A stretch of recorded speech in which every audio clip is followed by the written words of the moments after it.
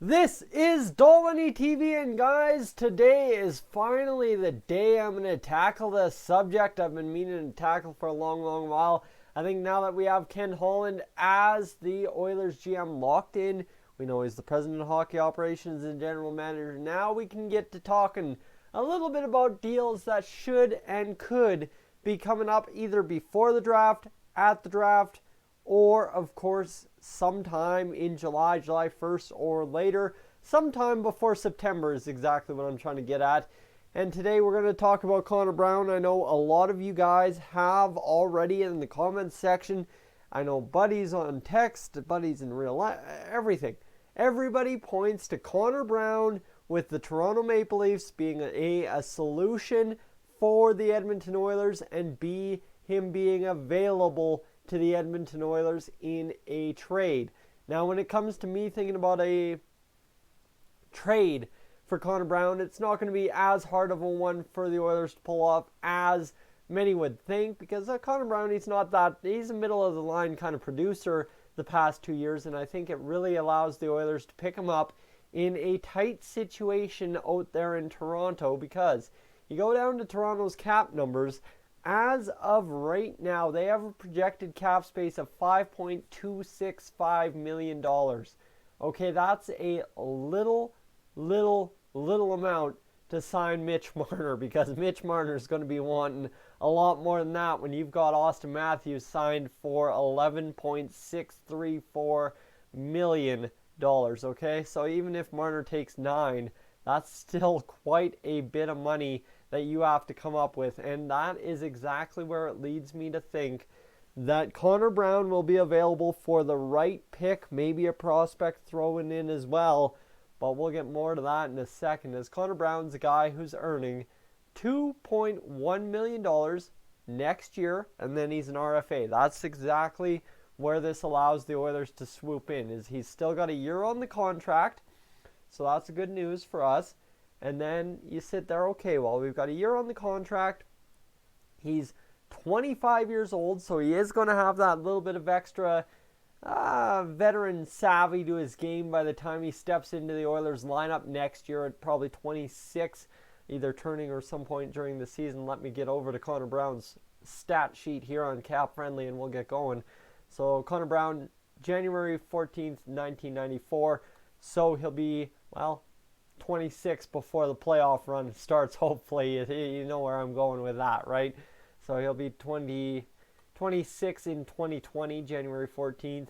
And for Connor Brown, like I said, steady Eddie the past 2 seasons producing. And this is where I think it allows the Oilers to kind of look at a guy like Alex Chiasson and say, hey, you know what? If we got that kind of production out of a guy on $600,000 or whatever the contract was for Chiasson this year, what can you get out of Connor Brown in extended minutes on a line with Ryan Nugent-Hopkins? Because that's the thing. For Connor Brown, 28 points in his first full NHL season in 17-18, and then followed it up with 29 points this past year. He played all 82 games. This is the thing. He's a durable guy, plays all 82 games. That's something you got to look for. Obviously, with the Oilers, I would not expect him to play all 82, probably about 75.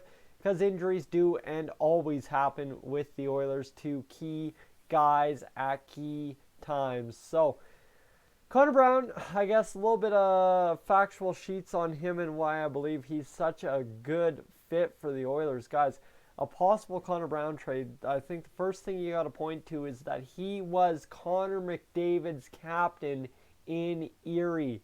Yes, way back when Connor McDavid was just starting his, junior career in the OHL, Connor Brown was his captain. So that's a way back when kind of connection. Again, hockey is all about who you know and who you...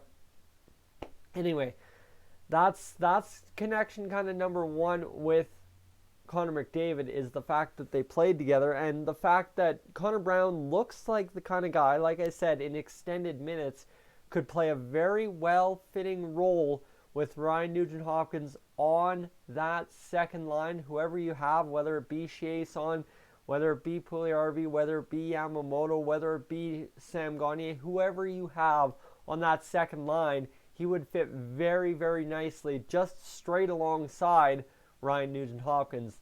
So that's a nice hole in the lineup to fill for sure. And then you have, the put up of the back-to-back consistent years. And like I said, should elevate if given the chance to play elevated minutes or extended minutes, whatever you want to say. You give them a couple more extra minutes in a year, and suddenly you've got yourself a hockey player who could do some damage. Connor Brown, give me a second to find his hockey reference here. I have Elite Prospects open. That is my bad. Let's go there, and bang. And ladies and gentlemen, let's go get into the hockey reference for Connor Brown, who in 2018-2019 played 13 minutes and 48 seconds. So you elevate him to about 17 minutes and 20 seconds a game.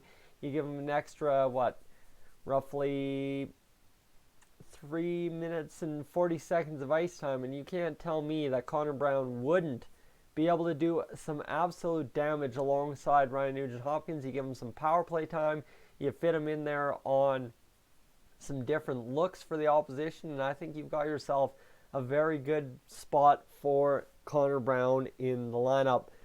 The Leafs, well, this is where it comes to the Leafs as well. The Leafs, like I said off the top, have some major cap issues. That $5.6 million or $5.2 million available. You trade a pick for it, and suddenly you guys have yourselves, a good player in Connor Brown for pretty much nothing. I did think maybe the Oilers would go for a little bit more in terms of Trevor Moore and Connor Brown for a first-round pick.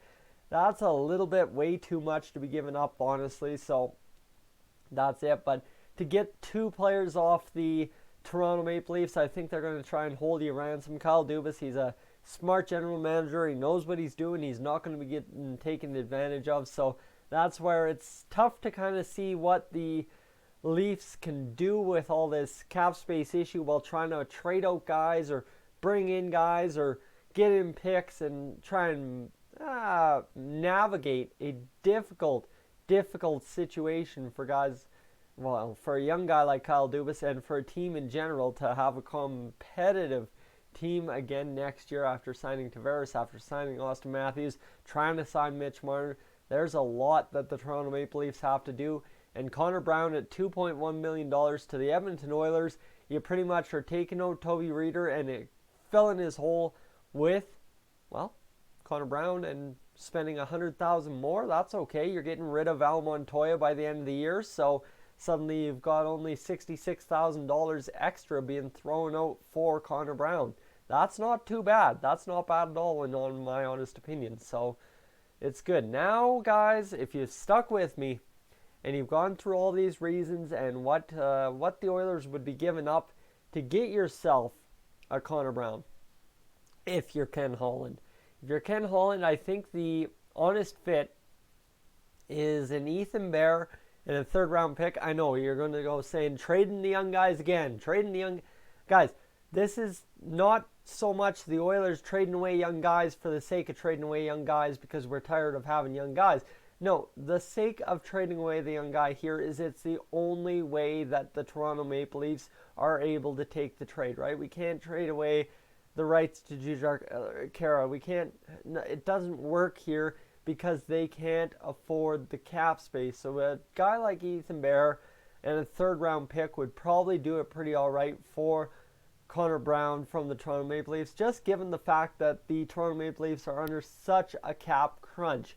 And of course, with the Leafs giving up so many defensemen here at the end of the year, and they've got to find a place for, defensemen, because they've got Jake Gardner as a UFA, you've got Ron Hainsey as a UFA, then you've got Igor Zhinaganov as an RFA, and of course Martin Marincin as an RFA. So they literally have Justin Holl, Travis Dermott, Jake Muzzin, and then Nikita Zaitsev and Morgan Riley as defensemen. That's a whole 5 defensemen. They want to look and probably add 2 more.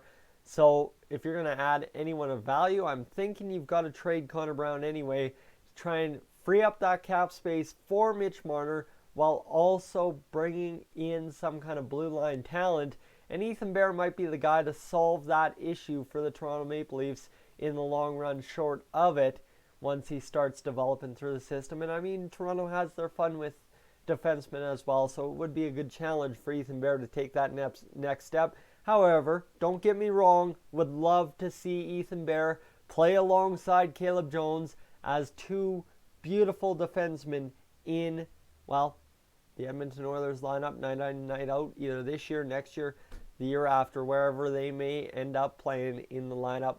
The other point I have on here is if you're just Kyle Dubas and you're just looking straight up salary dump, get the pick in, and that's it, I'd give him a second. I honestly would give Kyle Dubas a second if I was Ken Holland to get Connor Brown, because that's an easy, cheap addition. You've got 1 year of control. You've got yourself somebody you can work with, somebody that fits a lineup hole, and suddenly you can go and roll on through. Guys, that makes sense. I think a possible Connor Brown trade really does make sense for the Oilers. I know you guys have been harping on it forever, so that's why I addressed it today finally. Shout out to UV for getting my butt on it. And guys, we'll catch you as always in the next one. I'm Tyson, this is Stallin' TV. I am up on out of here.